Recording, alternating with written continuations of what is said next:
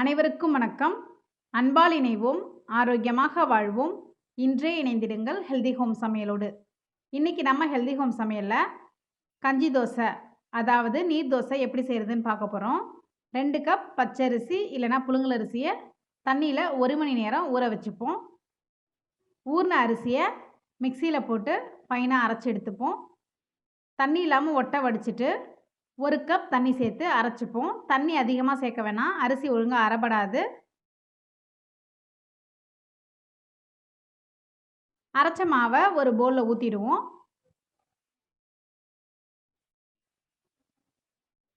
இதை மாதிரி ஒட்டை ஊற்றிட்டு அந்த மிக்சி ஜாரில் 1 கப் தண்ணி சேர்த்து நல்லா அலம்பிடுவோம். அலம்பின தண்ணியை நம்ம கீழெல்லாம் கொட்ட வேணாங்க, ஒரு பாத்திரத்தில் ஊற்றி கஞ்சி வைக்க போகிறோம்.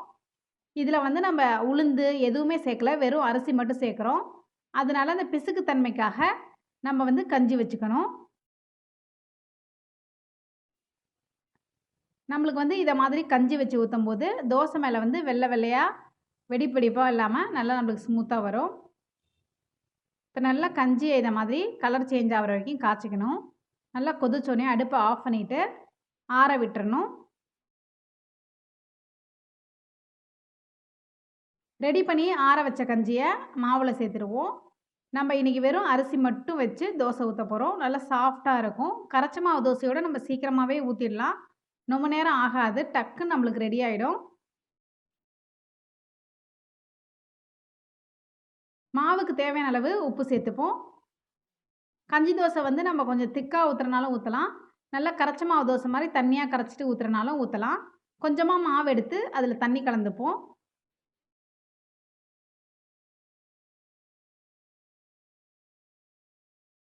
மாவு நான் இந்த அளவுக்கு இன்றைக்கி தண்ணியாக கரைச்சிருக்கேன்.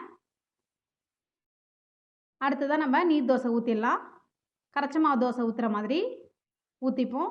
மெல்லிசாக வேணால் மெல்லிசாக ஊற்றிக்கலாம், மொத்தமாக வேணால் மொத்தமாக ஊற்றிக்கலாம். ஆப்பசட்டியில் ஊற்றுறனாலும் ஊற்றிக்கலாம், நல்லாயிருக்கும்.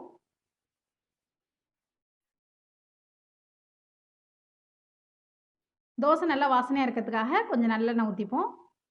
மூடி போட்டு வேக விடுறனாலும் வேக விடலாம், மூடி இல்லாமலும் வேக விடலாம். அவ்வளோதான், நம்மளுக்கு தோசை ரெடி ஆகிட்டு ரொம்பவே சீக்கிரமாக 1 மினிட்ல நம்மளுக்கு தோசை ரெடி ஆகிடும்.